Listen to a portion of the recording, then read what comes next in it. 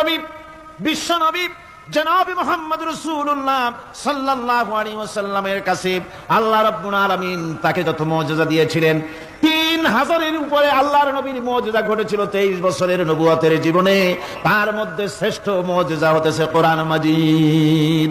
আল্লাহর নবী বিদায় হয়ে গেলেন, মুজিজা সাথে নিয়ে যান নাই, মুজিজা রেখে গেলেন দুনিয়ায়। কিয়ামত পর্যন্ত দুনিয়াবাসী নবীর উম্মতেরা কোরআনের মুজিজা ব্যবহার করতে পারবে। কোরআনে কারীম রাসূল কারীম সাল্লাল্লাহু আলাইহি সাল্লামের জীবনের শ্রেষ্ঠ মুজিজা। মানুষ পাগল হয়ে গেছে কোরআন শুনে।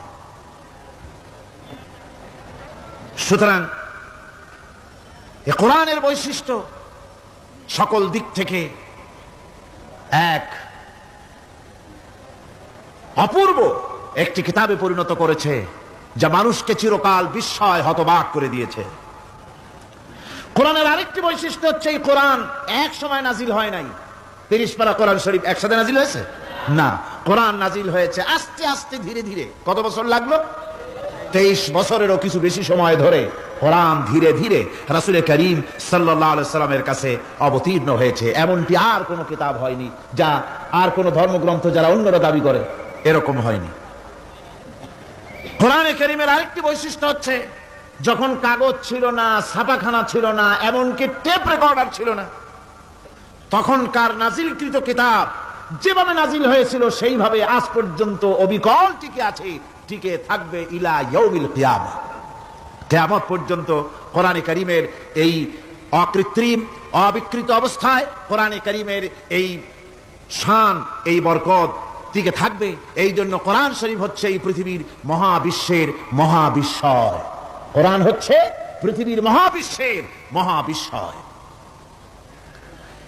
এর মর্যাদা সম্পর্কে রাসূল কারীম সাল্লাল্লাহু আলাইহি ওয়াসাল্লাম বলেছেন, ওয়ান উসমান রাদিয়াল্লাহু তাআলা আনহু আন্নাহু ক্বাল ক্বালা রাসূলুল্লাহ সাল্লাল্লাহু আলাইহি ওয়াসাল্লাম খায়রুকুম মান তাআল্লামাল কুরআনা ওয়া আল্লামাহু, রাওয়াহুল বুখারী।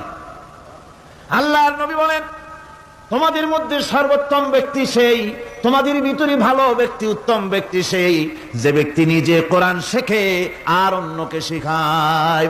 কোরআন যে শেখে আর অন্যকে যে শিখায়, সেই ব্যক্তি হলো তোমাদের মধ্যে সর্বোত্তম ব্যক্তি, ভালো ব্যক্তি। সুবহানাল্লাহ পড়েন।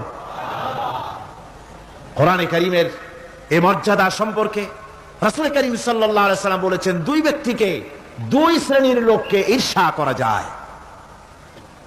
অমুকে বিরাট বাড়ি করেছে, সে বাড়ি দেখে হিংসা হয়, আমি ওরকম বাড়ি করব, অমুকের মতো নেতা হব, অমুকের মতো বড় লোক হতে হবে।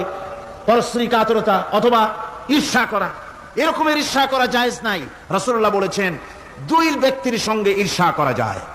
আন ইবনে ওমর রাদিয়াল্লাহু তাআলা আনহু আন্নাহু ক্বাল ক্বালা রাসূলুল্লাহ সাল্লাল্লাহু আলাইহি ওয়াসাল্লাম লা হাসাদা ইল্লা আলাল ইসনাইন, দুই ব্যক্তি ছাড়া অন্য কারো সাথে হিংসা করা যায় না, রিস্ক করা যায় না।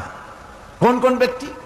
রাজুলুন আতাহুল্লাহুল কুরআনা ফাহুয়া ইয়াকুমু বিহি আনা আল-লাইলি ওয়া আনা আন-নাহার, ওই ব্যক্তির সঙ্গে হিংসা করা যায়, হিংসা করা যায় যে ব্যক্তিকে আল্লাহ পাক কোরআনের ইলম দান করেছেন, সে ব্যক্তি দিন-রাত কোরআন তেলাওয়াত করে, কোরআনের উপরে আমল করে, কোরআনের উপরে থাকে, মানুষকে কোরআনের দাওয়াত দেয়। ওই লোকের সাথে